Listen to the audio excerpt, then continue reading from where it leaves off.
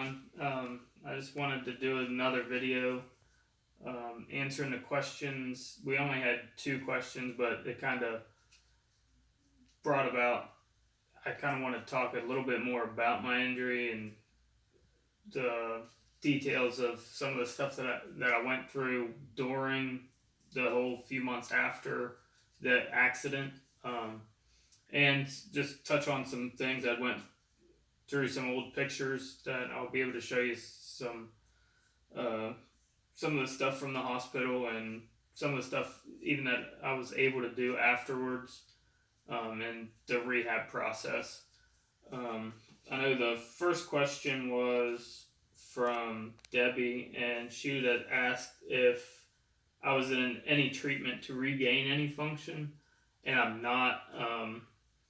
Being a complete spinal cord injury, it's very highly unlikely that I will regain anything, and most of the new stuff that they are trying is, of course, experimental. Um, Not only, even if it would be free, I don't have the time, and if it's, of course, experimental, it's not covered by insurance if it was something that was needed to be charged for.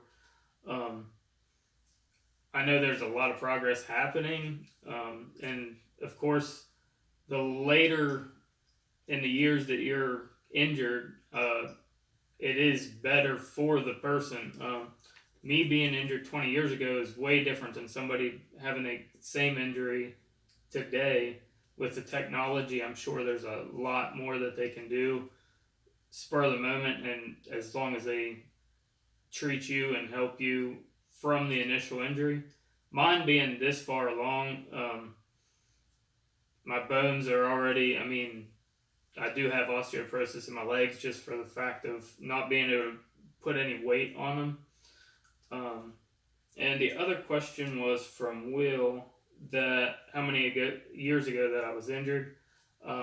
December 20th of this year will be actually 21 years.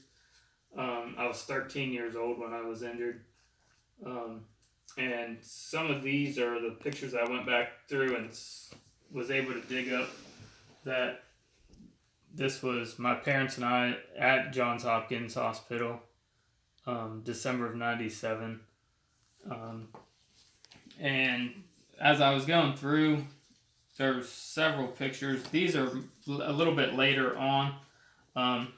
This one's of me at Health South in Morgantown, West Virginia, and this was January of '98, so less than a month after. I mean, they had me lifting weights and doing as much as possible as soon as possible so I could regain any muscle mass. And that's where I got these from toothpicks in the picture.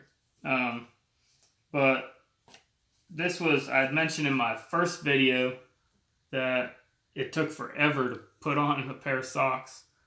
And here I believe they had me just putting on socks or my shoes, which was definitely a feat after losing movement of and feeling of your legs. So your balance was totally off. And going through some of the other pictures here, initially the bullet, when it had went through my chest and hit the spinal column, it fractured and blew bone fragments from the T11 vertebrae and T12 vertebrae. So my back curved tremendously. And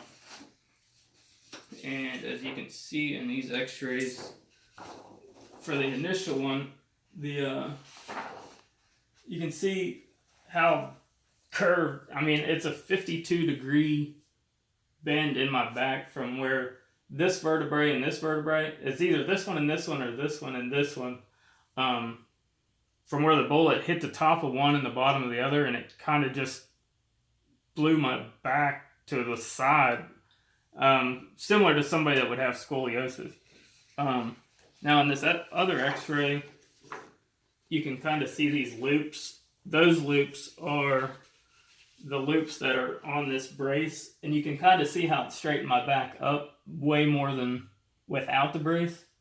The purpose was the intent was for, there's no way I can fit this around me now, but to tighten this and hold your body as straight as possible all the time, constantly wearing this, so that in hopes that the spinal cord would, well, not the cord, but the bone in your vertebrae would actually heal back at least somewhat straight.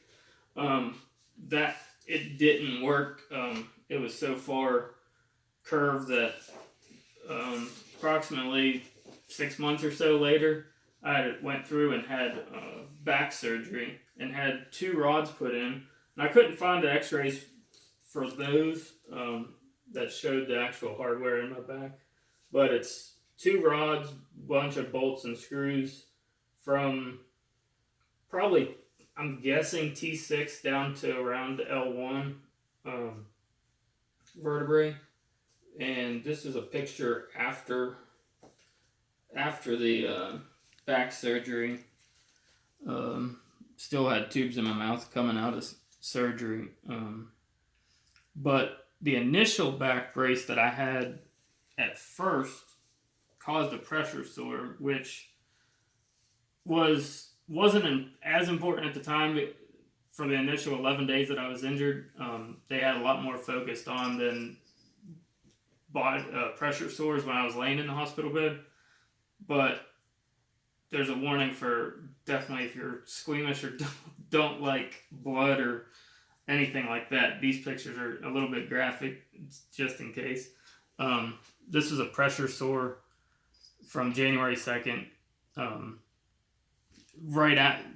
It only took a week for that, staying in a hospital bed 24 hours a day, to develop a pressure sore, which was caused by the initial brace because it wasn't cut out on the back like this. It was just 2 pieces of hard plastic, front and back. And from laying on my back constantly with something hard in one place, cut off blood flow, and that's what happened. Also, then after back surgery, this was June, so I still have the pressure sore 6 months later. It took like over a year for that one to heal, as bad as it was. And then you can kind of see in this picture also the scar and the staples from the back surgery. And then, of course, while I was in bed for surgery for another pressure sore that developed from another surgery, and not being able to be mobile for a while, I developed another sore that actually got infected months after it had healed and busted back open. So I was back in bed, and I actually did IV antibiotics and stuff from home. But luckily I had my yellow lab, Bo. He was awesome, best dog ever. He'd always spend time with me, and he was laid up too. He had actually got hit by a car not too long after I had got laid up in bed for surgery. He was laid up for a little while with a broken hip.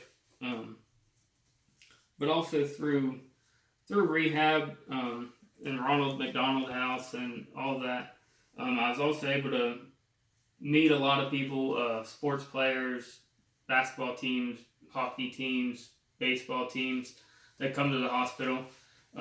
Being that it was Johns Hopkins, we had the Orioles right there, and I was huge into baseball before I got hurt, into Little League and Hot Stove. So after I got hurt, they had actually got me, and I was able to go out on the field with the Orioles for practice in one of the games. I have other pictures. I could share pictures all day, but I was also able to go out on Wrigley Field at Chicago Cubs Stadium as well, which was an awesome experience. And then during rehab at Health South, which was inpatient, like I said before, around January 1st to probably about Valentine's Day was inpatient therapy. After Valentine's Day of '98 until the following year was just 3 days a week outpatient. But I'm still adventurous, and I guess I was then too, because I actually had them teach me how to go up and down steps in my wheelchair, which was interesting. I would like to I'd like to try it again just to see how hard it would be, since I'm in a definitely better shape than what I was there.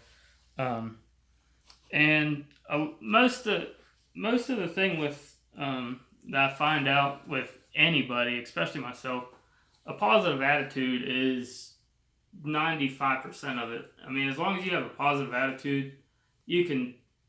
It definitely helps you accomplish and set goals, and just keep on going and keep on moving forward and not get depressed.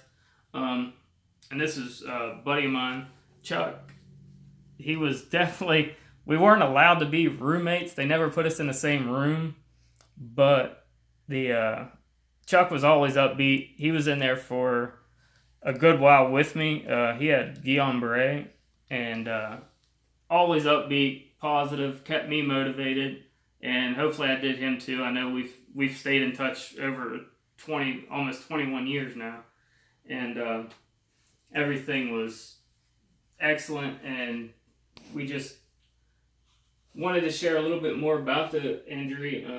I know this was the first time we did the Q&A, so I was hoping to answer a little bit more questions, and I'll be doing more of those. And anytime, feel free to message me a post or make comments. Thanks for watching, and stay tuned for more. Thanks.